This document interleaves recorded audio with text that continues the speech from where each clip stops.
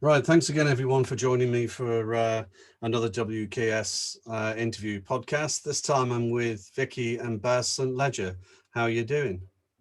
Doing very well, thank you. How are Fine, you? thanks. I'm all right, thank you. Yeah, really good. Um, Vikki, do you want to start off by telling us sort of about how you got into music in the first place? Yeah, sure.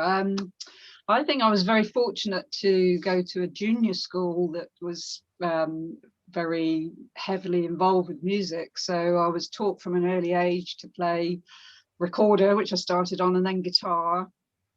And singing. We had a very old piano teacher, and she would gather us all around the piano and do silly things that made it such fun. And it was a wonderful experience. And then I went on to secondary school and joined the school band, playing clarinet and saxophone. Joined the woodwind orchestra, and when I was 16, joined my first band as a backing singer. And not a very good one at that.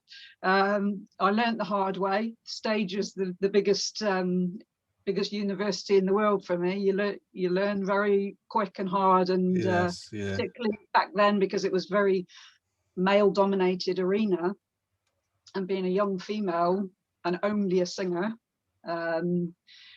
it was a very difficult arena to sort of get yourself into. So but I'm very grateful to my music teachers through school, because without them I probably wouldn't have started and had that really good head start. So yeah, very grateful. Superb, superb. What about yourself then, Baz? Where did it start for you? It started, I guess, at learning keyboard piano at 6, and it wasn't a choice because my mother was. She was a child prodigy. She'd been offered world tours and recording contracts at 8 years of age. Wow. And she was given a degree, even though she never turned up for a single. This is the Royal Academy. She never turned up for anything, but they still gave it to her because they couldn't deny it, because it was at the standard already. The thing. Yeah. And so I had to do something. So I did piano, and that was fine. This old guy was teaching me, and he's got a little Labrador called Penny, and it was all very friendly and cozy. Then we moved area, and they obviously opened the book and looked for somebody, and I had a music teacher who clearly never performed in her life, clearly couldn't make a living as a performer, but taught. And she turned me off music, basically. Right. And we had this little conference, my mum and dad, and they said, okay, well, that's it then. Piano, what's he going to be? No choice not to be. What's he going to be? I said, I don't know. He said, well, what about drums? Okay. And I said, yeah, I'll give it a shot. And they said, will you start tomorrow morning? And the guy's name is Alan Magnus, and he's a pro drummer resident. But it was an amazing place, converted theatre in central Birmingham. Huge, with all of the old boxes, gilt boxes and all that stuff, but with a revolving stage and a sprung floor. Wow. And they said, just go in there, pay you a couple of quid ago, whatever it was, and get a milkshake and sit down and watch, and Alan will pick it up when he's finished. And he was performing. I can even remember all the songs he sang. He was a singing vocalist drummer in a three-piece Magnus trio. And then the stage went round, and it was another band. And I remember the drummer, that was a guy called Gary Alcock, who's he's quite well known. And but I'd been watching the jive. It was all jive, and it was proper jive, and going up in the air and through the legs and everything else. And the sprung floor was doing this with them, which I'd never seen before. The whole place just shook and moved together, and I was just blown away. Talk about going from Blackbird's Gavotte with one hand under your belt, to witnessing this. And Alan came out and said, "Can we go up go upstairs to the guys, the band room?" And we went. As we went through, some musicians, a little side room, and he went, "This is Baz. He's a drummer," which is very clever, because I hadn't even picked up a pair of sticks.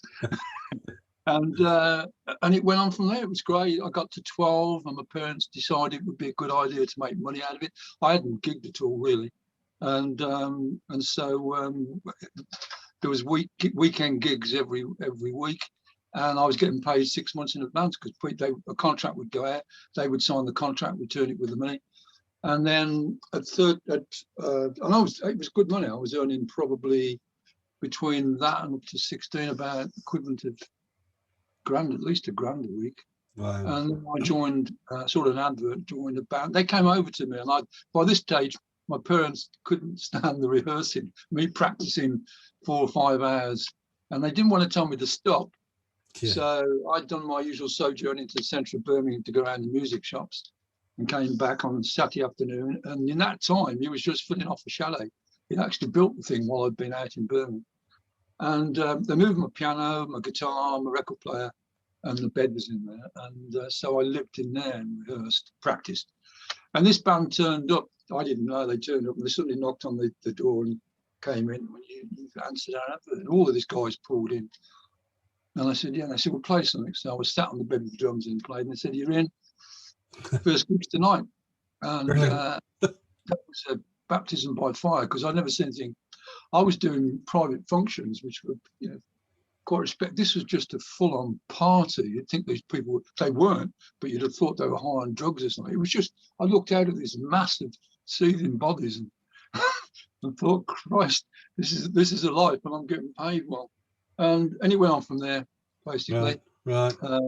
Lots and lots of stuff, obviously. From there on. It was the level that we were working at was about averaging 12 gigs a week. So we were doing triples, 3 a night, 2 a night, and every night of the week, non-stop. Earning pretty well, really, very well. So Vikki, did singing wise, so so you started at school. Where did you go from there, sort of musically, then, from the school, sort of the first band, if you like? Well, I joined my first band at 16, like I said, and I'd been in school choirs and stuff, so thought I knew how to sing. But the manager of the band said that the band needed to get rid of the backing singers because they were rubbish. So that I really took umbrage to that. But thank God he said it, because it made me go home and work my butt off, because I did not want to be that person that was talked about like that. Yeah. So I was self-taught, basically. So I was on it every day, 3 or 4 hours a day, improving my voice, and then just joined other bands, succession of bands and duos, and I've had a really interesting gigging career, if you like. And the last thing we did was the Joe Cocker tribute band, which is where I met Baz. We're going back 17 years now, and it was a wonderful experience. It was a 15-piece band, absolutely fantastic. We did our first gig in Princess Pavilions. Delta Ladies.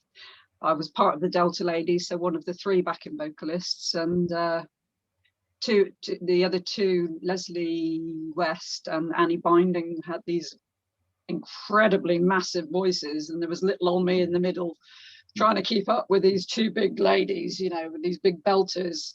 But the 3 of us combined, we were pretty good. Pretty good. The test was Carn Glazed Caverns. Okay. Everything, it had to be a big stage with a huge PA. You couldn't do a pub. But Carn Glazed Caverns, we were told that the Joe Cocker official fan club was coming down to check us out, and they did. They flew from all over the country. It was quite a few of them, and we had one of my drumming groups to kick us off, and Vikki and I started by Vikki playing a conch and me playing frame drum, and walking down from the back of Carn's place past them. Really weird. I won't tell you what I did, but and then we went on into the Joe Cocker performance. And we finished, and they came over to us, and we thought, this is it, we're going to get really criticised and whatever. And they came over and said, we've got to tell you, you're better than the Joe Cocker band. Nice. So it's pretty high praise, really. Yeah. They didn't ask us if they could come down. They'd heard about it, and we thought, well, this is, and we really thought they would slate us. They said, you're honestly better than Joe Cocker band. It's not Joe Cocker, which you had, yes. It's not Joe Cocker, but the band itself is better than Joe Cocker. So Which artist or band would you most like to collaborate with? Oh, well, for me, it would be a producer, and it would have to be Quincy Jones or Right. Arif Mardin, one of the two. Probably Quincy, because I think he's just so, he's just such an incredible man. He's nurtured so many people, and well, we watched a documentary. I mean, we've watched lots of documentaries, but the one we watched the other day he came from such a humble background. He said that they were eating rats when they were young. His mum was single parent. They were eating rats. They lived pretty much on the street. He came from such a humble background. Wow. And it was wonderful. So yes, I would love to collaborate with Mr. Quincy. Okay. That would be a real dream of mine. Lovely. Yeah, even just to sit in his studio and watch him work would be a real honor. Yeah. The reality check is the mother of one of my students actually has collaborated and made a film with Quincy Jones. Really? Okay. Wow. Yeah. Superb. Yeah. Our tentacles reach far. And Yes. this lady was a founder member of Stomp, and she lives in Truro. Well, I okay. don't know if you know much about Stomp. Do you know much about it? The theatre type performances, is that the one we're talking? Well, it's about, I mean, they open and closed all of the British Olympics. Right. Yes. No. Yeah. Everything, Paralympics, a lot. Brilliant. They do masses of adverts, films. This film's available on DVD, which they did with Quincy. And they've got 25. They're resident in how many theatres? 25. They were a few years ago. Yeah, 25 theatres scattered all over the world. So yeah, massively successful. Mike, Yeah. I don't know if I would. I've always said if I would pick an artist to work with, mine would probably be Richard T on piano, because he grooves his arse off basically. Right. Right. He's probably got them, and he's just an incredible musician. But I love his style of playing, because he plays the piano like a set of drums, really. He rolls, and stuff. If you check out some of his stuff live in Japan with Steve Gadd and Steve Gadd Band and stuff. Or another one which is worth watching is they call it the Concert in the Park with the Simon and Garfunkel, but it's mainly Simon. Garfunkel's really playing a background role, and it's virtually the Steve Gadd Band. Steve Gadd's on drums, Richard T's on keyboards, and Richard does this amazing intro to Bridge Over Troubled Water, which is phenomenal. And when he ends up, it's the perfect intro for Simon to start those first few words. It's just really, and just those two examples. He's unfortunately died very young, but there you go. Well, we can't really go much further without sort of mentioning that your contributions that you made to the local music scene down here in Cornwall, particularly Penwith, because you're both teachers, as you say, of music. So how did that come about? Was that like a natural process that you know, or was it a conscious decision? I want to teach. Well, that's kind of made me do it. She'd lost her confidence. She'd had it without going into the grimy, awful detail. When we got together, Vikki got zero confidence. Okay. I was a victim of a very violent ex-husband, and I was not the person I am today. So when I met Baz, bless him, he was like, "Oh my God, you can do this, you can do that," and I said, "I can't do that. I can't do any of that. I'm not qualified. I can't do any of that." Anyway, She'd been told that she couldn't. Yeah. Right. Yeah. But when we gigged with the Joe Cocker band at Princess Pavilions, and actually everywhere else we went, we would go into the local schools and train the school choir to join us on the last number, which was Get By With a Little Help From My Friends. So not only would the school choir join us, but however many drummers we had. Yeah, we had about 20 drummers. 20 drummers. Again, it was all hand drumming students. This were African drummers. So and the head of music at Falmouth School was so impressed with the way that I'd gone in and trained the girl. She asked me to come in and do some vocal coaching for them. And I was like, I can do that, I can do that. And Baz was like, you can do it, and you're going to do it. And so that's where it started for me. So thank you to Amy Detmer. I'm not sure that she's head of music anymore, but she was very grateful to her for the opportunity to, and it was great. And I'm still in contact with some of the young girls that they're not young girls anymore. They're having babies of their own. Yeah, and, yeah. You know, and it was a really wonderful experience. It's been, you know, I've come a long way, and thank you to Baz. You know, without Baz, I probably wouldn't be here. I certainly wouldn't be doing what I'm doing now. So Lovely. You know, Wow. Yeah. So it was a very natural progression. You know, it started with one sort of student, private student, and then progressed. Yeah. And Yeah. I'm turning away 4 or 5 people a day. Well, clearly not at the moment because of lockdown. But when you know, when we were in full swing, I was having 4 or 5 people, you know, asking for lessons a day, and you know, can't do it. Absolutely brilliant. Great, Let's say your contribution to local music. I mean, it's phenomenal, really. Thank you. Yeah. Thank What you. about yourself, Baz? Was it like a net? Yeah, with Vikki, the thing which is very surprising is that I agree, obviously, with everything you say, but I sort of did a little survey, and between us, we'd got students in well over 35 bands in Cornwall. Wow. That's bands that are, I don't mean rehearsal bands, I mean bands that are out there Active gigging. bands, yeah. And I looked at, and there were only a few females actually gigging that hadn't been taught by Vic. Equally, she has I've got to say, it's the ultimate accolade of being headhunted, one by Simon Fuller to teach one of his artists. Simon Fuller is the ultimate in music management in the world. Right. And he wanted her to, it was to working on releasing an album. So that was one, and the second one was David King, who's one of the biggest theatre owners, music, and he's got about 25 shows running at any one time. Theatres in Las Vegas, across the world, Monte Carlo, obviously London, and he'd got a lad he'd signed, and this lad had, he told him he needed to develop, and he was having some singing lessons off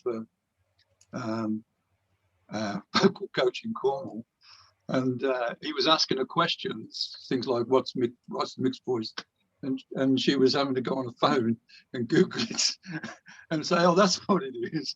And David wasn't very happy, and David again headhunted Vikki and said, you need to go to this person. And so that's the biggest one in theatre and the biggest one in general music management, both headhunted. And on the first session, he said to Vic, I want to watch what's going on. If you can keep me on phone so I can see how it's progressing with development. And so she did. And once he said, look, if I'm late coming, if I'm late coming back to you, he said, I'm actually in the middle of working on a New Year's Eve party for the Prince of Monaco. And we've got a budget of 3 million, which I'm controlling here for his celebration. So I'm a bit busy. And of course, she's gone on to have both finalists, semi-finalists, and winners of some of the biggest, including X Factor, It's Got Talent, and The Voice. Brilliant. Those achievements. Last year, it was the winner of The Voice. Was one of my students. Fantastic. Yeah, it's pretty. So she's done pretty well for for a little girl. Brilliant. Little girl from Bodmin, born on the moor. Okay, a daft question now. What do you think your most useless talent is? Useless. Yeah. Useless talent. Well, sorry to be arrogant, but I don't think I've got any. Sorry. I'm sure I got plenty, but I can't think at the moment. What's your useless talent? Oh, okay. Being able to eat fire. Okay. And that came about just because I watched somebody doing it, and I thought I can do that. And but So it was added in, and I was doing fire-eating drum solos. The thing that which was unusual was that I was using petrol, 5-star high-octane petrol, unleaded, no, leaded, and I won't go through all the gory detail, but it was because it was petrol, and I thought everybody used petrol. Nobody in the world uses petrol because they're all not as mad as me. And the flame was when I would use the great big flaming torches, but when I took a mouthful of petrol, it would go for about 30 foot. And so it was scary to the audience. I think so. And I was burning the paint off the roofing clubs and ceilings. And one of them I had to lie on the floor and do it. And nobody complained. They never said, oh, there's a bill for redecoration or whatever paint. But where it went wrong and became useless was at a place called Dudley Conservative Club, it's a huge club. Don't get me wrong, these places are massive. In fact, Dudley Conservative Club was probably bigger than the Hall for Cornwall. Just the room for performance. That's pretty normal, really. It was very, very big, and enrolls reporters and photographers from 4 of the nationals, and they were going to cover it again. They'd heard it, and by that stage, I was getting a bit blasé and overly confident. I'd gone from a tray with shot glasses with the petrol to holding a champagne bottle full of petrol. And I overdid it. I was taking a mouthful of petrol and it was exploding, and I was having to walk backwards quite rapidly because it was just a huge flame. When it goes, I couldn't see anything but flame, which it was literally an explosion, petrol explosion. And then I did about 3 or 4 of those, and I took another mouthful of petrol, and then bought the torch round to do it. And I didn't realise I'd been dribbling. Okay. And so I dribbled petrol all down my front, and I brought the torch around and exploded completely. Just went, and I spun. Everything went in slow motion, and I spun, and the petrol ignited in the bottle, and it went off like a flamethrower. So as I went round, this flamethrower was going, and it set all the walls on fire. So as I went in round in slow motion, this took time in my head. Yeah. Obviously it was a couple of seconds, and the audience was screaming, including the men, and I could hear them in slow motion go, ah! And they were running, and as I went like that as I come full circle, and they set the fires at the backs on fire. This is how far the flames were going, and the back few people were running with the backs on fire. Great fun, really enjoyable. Great. We were taken to Dudley Hospital, and they weren't burned. I was the only one burned. They were taken in for they'd been shocked and stuff, and they wrapped me up with they put penicillin powder over me, wrapped me up, and left me 2 little eye there and a man. And they didn't take me back to my flat. They took me back to my parents, and this was about 4 o'clock in the morning. And so we got quite an entourage with the manager and the band and all the roadies and everything. So it was about, I don't know, 10, 12 of us.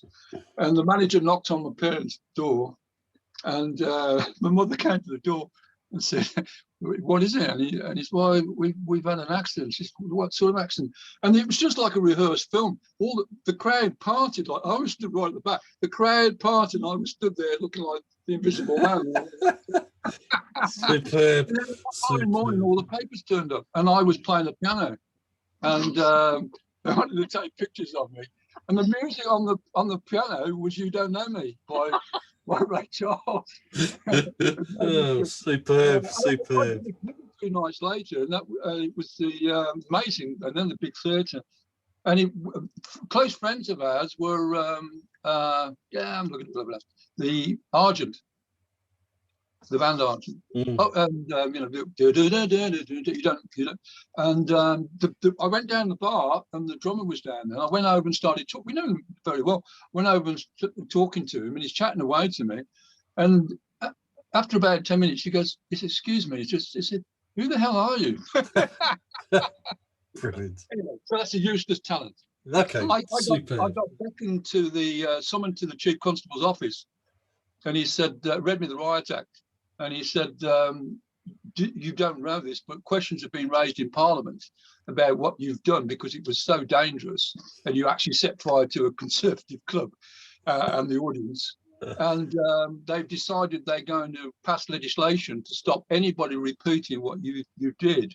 And by the way, the Home Office have issued you with a personal ban in writing to stop you, banning you from ever doing this or anything similar again ever in the British Isles or any of its whatever. And the silly thing I screwed this thing up, threw it away. But that's useless. That's a useless talent, fire eating. Right. Okay. Okay. Now I will ask Vikki. What bit of advice would you give somebody who's sort of starting out in the music sort of business? Ooh, crikey. Ooh, practice hard. Find the best teachers you can, even if you think you're good enough. Never think you've arrived. Don't be arrogant, because in terms of music, we're only just beginning. You know, I'm only just getting out the starting blocks, and I've been doing it 35 years. You know, there's so much to learn. So never be arrogant. Find a good teacher, find a good mentor. Cool. Can't think off the top of my head, but and be gracious. Be gracious to everybody you meet. There's a lot of sharks out there. There's a lot of dirty people out there in the music business. But be gracious always. Brilliant. Yeah. Absolutely brilliant. Okay, so final question I ask everybody. Is there anybody you'd like to thank for you being here musically now? Why don't you go first? Yeah, you go first. Okay. Well, I said briefly before, my music teachers, particularly Mr. Adrian Evans, who was the secondary band leader, music teacher in school. He was the reason that, you know, I was so fired up. I wanted to please. His standards were high. We toured Germany with the school band and the woodwind orchestra. He taught me a lot. His bar was high. He taught me a lot. I'm very, very, very grateful. Always will be. And I did tell him. I found him on Facebook the other day, and it was on a group thing, and I did tell him, and he was so thankful. But I've never forgotten, you know, the gift that he gave me and the other teachers, but particularly Mr. Evans, the gift, you know, that drive he instilled, he inspired. And it was not just me, it was all of the students, you know. He inspired. The band was so full of energy because of his passion and how he loved all of his students. And then the second person is obviously Baz. Lovely. Because without Baz, I've said before, I wouldn't be here. He's my mentor. He reins my neck in when it needs reining in. You know, over the years, he's had to work hard on me. In terms of my self-belief and my self-worth. He's worked very, very hard, and without it, like I said, I would not be doing what I'm doing. So I'm always 100% grateful for what Baz has done in terms of music. Brilliant. What about yourself, Baz? Anybody you would like to thank? If I was to be grateful to anybody, would definitely be the parents. They were both musicians. As I said, my mother was a child prodigy singer, and my father played piano, and he came from a rough time in which you did whatever you could to make money, and one of the things was playing gigs, he played stride as well, which is very difficult. And so I used to wake up every morning, would listen to Fats Waller time, you know, sit right down and all that sort of just great music, tremendous stuff. So and of course they made the right decision in stopping the lessons with somebody that basically couldn't teach, and finding somebody that could teach and was a professional. I think my personal view is if somebody is going to teach music, you can't give a gift you haven't got. If you haven't got that gift, you can't give it. And so when somebody hasn't done any, is not a successful musician, they haven't got to get to be a successful musician.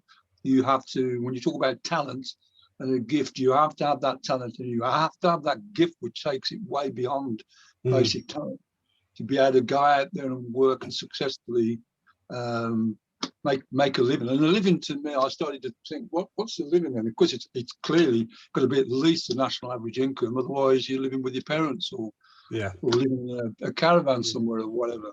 And so, interestingly, I was headhunted to represent a company that was producing advanced teaching software, and they'd received the only company in the UK ever to receive the BETS award for application of technology to education. And I'd asked me to go for an interview to represent them in the Southwest. And they said, and they said, what we're doing, we're applying what we believe is the American standard for teaching, which is at least 10 years top pro experience. And ideally a teaching qualification. If you haven't got the teaching qualification, you certainly got to have equivalent skills. And I fully believe that. So that's where I went from where my parents started me. And of course, because they were both business people, and musicians, they started me off right.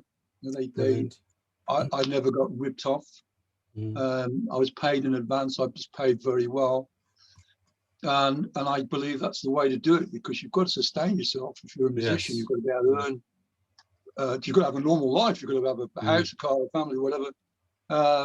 And you also need to have damn good equipment if you're professional equipment. And so it's a practicality. Right. Well, look, guys, look, I've got to thank you so much for giving me the time for the interview. It's absolutely brilliant. Thank you very much. And I have to really thank you for your contribution to local music. It's just incredible. Thank you very much. All right. I've got to say, it stretches outside. My parents, I guess, wasn't just that. The fact that they lived in the Midlands, I'm eternally faithful for. Because I didn't realise at the time, but now reflecting back and look at the figures, Birmingham was the biggest music scene in the world. Yeah, it was. There was more.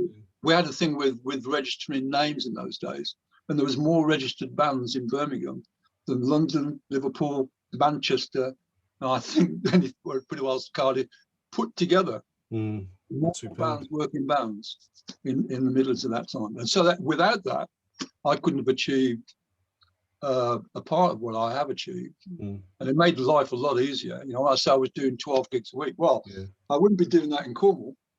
No.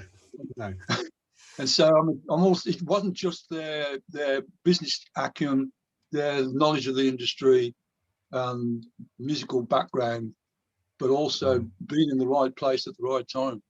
Superb. Guys, thank you so much. And good luck. Keep doing what you're doing, because it's fantastic. Thank you. Thank you. Take care. Take care. Thank Bye. you. Bye.